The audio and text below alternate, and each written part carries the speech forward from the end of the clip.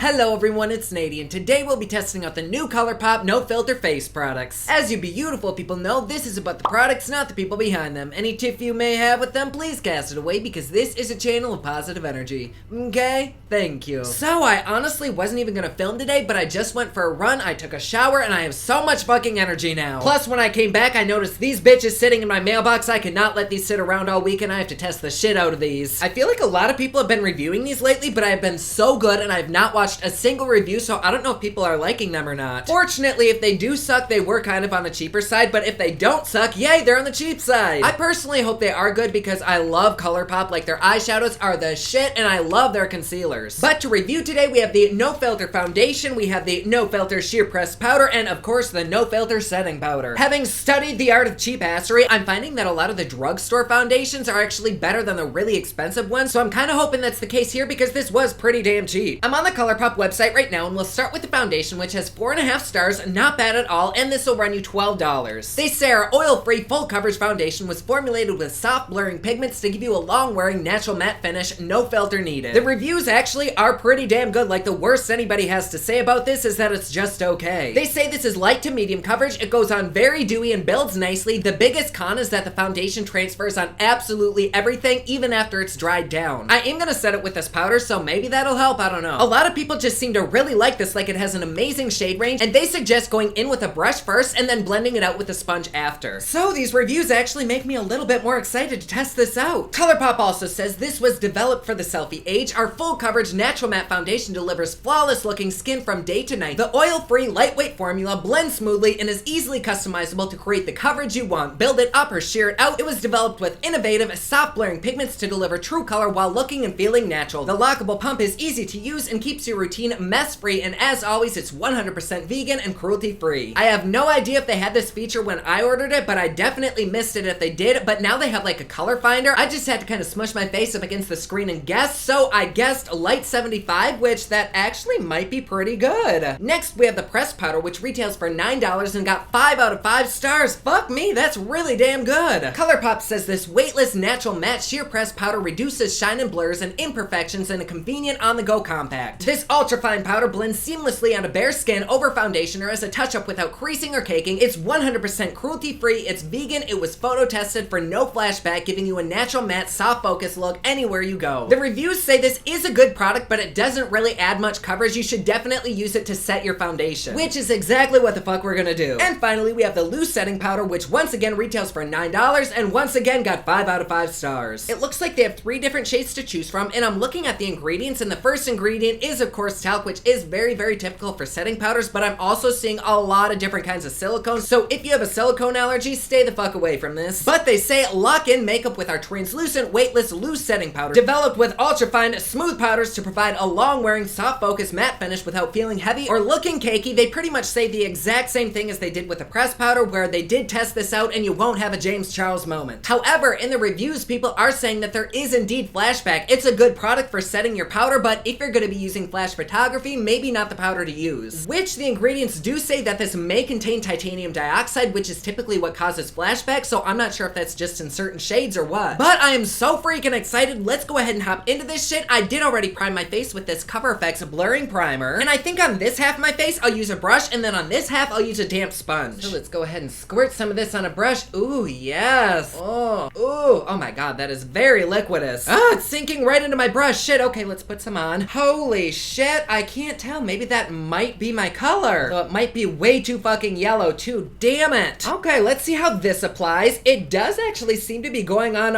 really damn good. Like, it is a little bit streaky, but let me try to just kind of like stipple this in and maybe that'll help. For color though, I think it might be a little bit on the yellow side for me. I don't know, what do you think? In person, it actually looks perfect, but I'm looking at my monitor and I kind of look a little bit jaundicey. But other than the color, this actually looks really fucking good, like really good. Oh shit, my nose itches.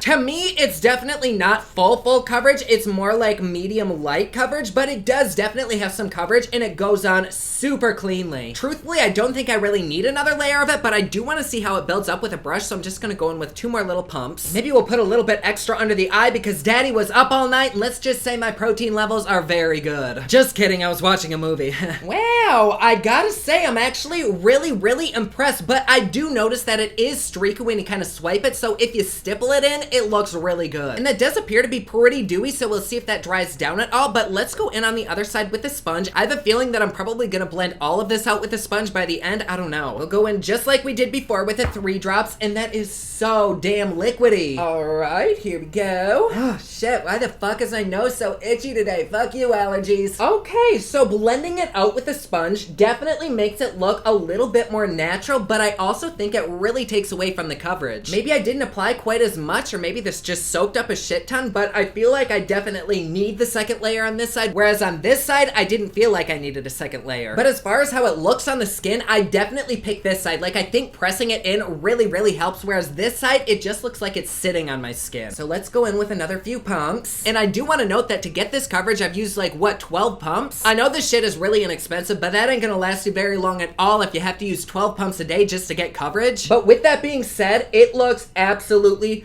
beautiful on the skin. Like, this is almost reminiscent of my Cover FX, and it almost has a finish like my Dior Air Flash, which we all know neither of those are cheap. Like, my ass had to work the street corner for a good month to be able to afford those. But I do want to see what this side looks like tapped out with a sponge after applying it with a brush, and it seems to be keeping the coverage but just making it a lot more smooth and natural looking. Oh my God, that's beautiful. And I'm not gonna lie, it is pretty rare for me to find a foundation that I absolutely love, but so far, this just looks so freaking good on my skin. Like, I almost want to order more of it, and I'm not even out of it. And even though this isn't exactly my shade, this is the closest we've come to in a long damn time. But yes, here we go. What do you think? Do you think it looks good? Does it look cakey on my skin? Does it look smooth? I personally really like it. Like, even in my facial hair, it's not clumping up or anything. I know a lot of my viewers probably don't have that issue, but for me, it's something that I look for. So let's go in with some Tarte Shape Tape in the shade Light, and let me know down in the comments below if you want me to do a full face of ColourPop products. Like, I can totally do that. But today I wanted to go in with a few products that I normally use just to see how everything plays together. And the concealer seems to be blending out with the foundation perfectly. So to keep the under eyes from creasing, let's go in with some translucent setting powder, which is a bit yellow toned. That's not something that I necessarily mind, but it definitely does have a color to it. And let's go ahead and put it right under there. Oh, wow, that is really smooth. Not gonna lie, this feels very similar to a certain $30 or $40 translucent powder that I use. I think this bitch might just switch over to this. And while that's kind of chilling there, let's go ahead and set the rest of our face with this pressed powder. I got the shade Medium, which might be a little bit too dark for me. But fuck if I care, we're still gonna use it, and I'm just gonna apply it with a MAC powder brush. And I also love the fact that it comes with a nice big mirror right there. Alright, let's go ahead and start right there.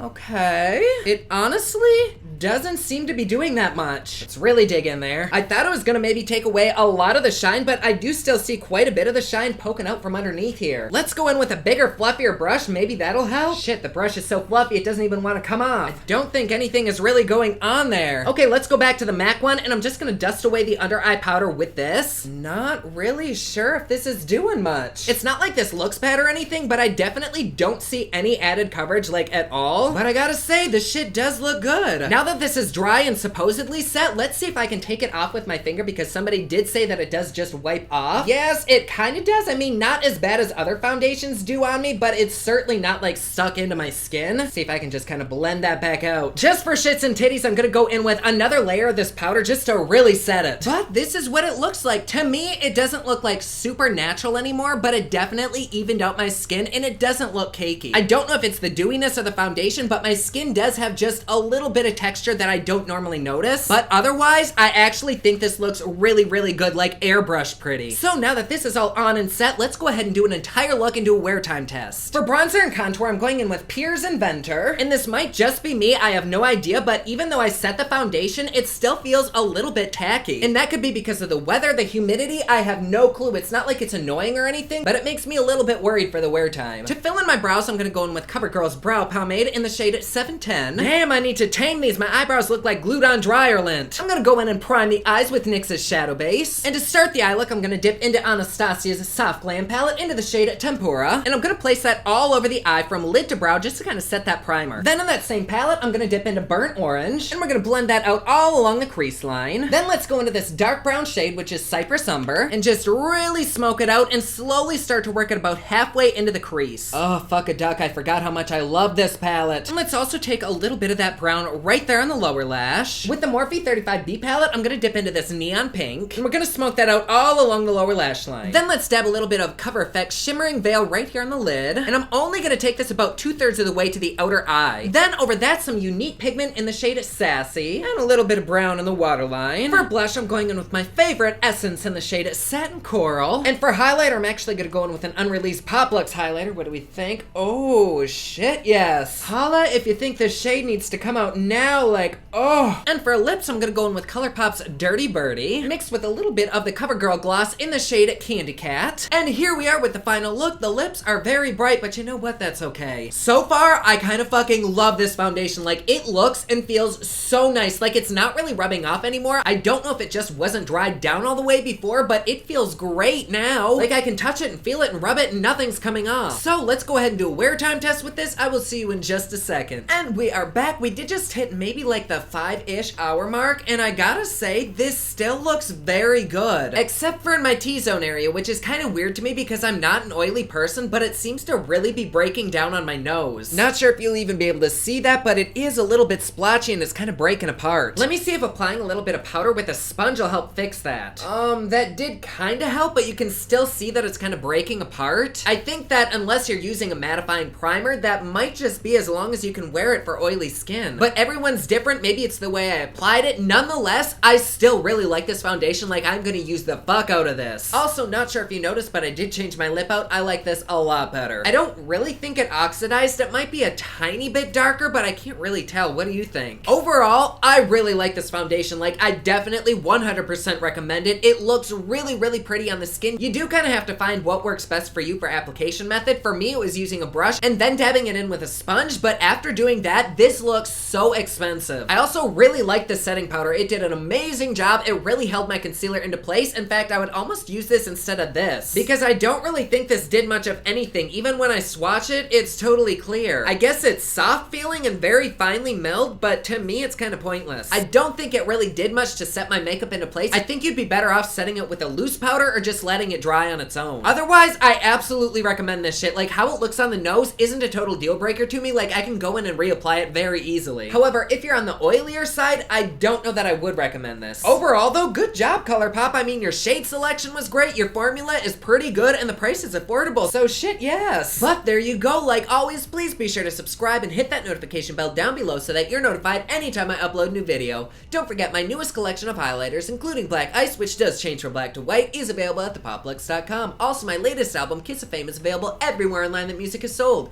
Thank you so much to everyone who's supporting them. Comment down below, let me know what you thought of this video. Don't forget to like and subscribe. You can follow me on Snapchat, Instagram, and Twitter at OfficialLady, and you can follow me online at thepopluxe.com. Thank you so much for watching. I love you all, and I will see you again soon. Bye!